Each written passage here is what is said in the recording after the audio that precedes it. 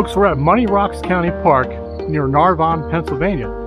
This park got its name from the lore that local farmers in the Pequot Valley hid their cash up here during the Civil War. They were concerned that the Confederates would raid their houses and loot their cash.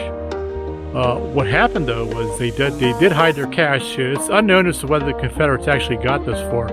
They probably never got here. But unfortunately, when the farmers came back, it turns out all the money was gone. So somebody got wind of it and made off with the loot. I was going to make this a hiking video, but the wind isn't too bad. So let's make this a pure drone video. We should be able to get some great views. Let's get started.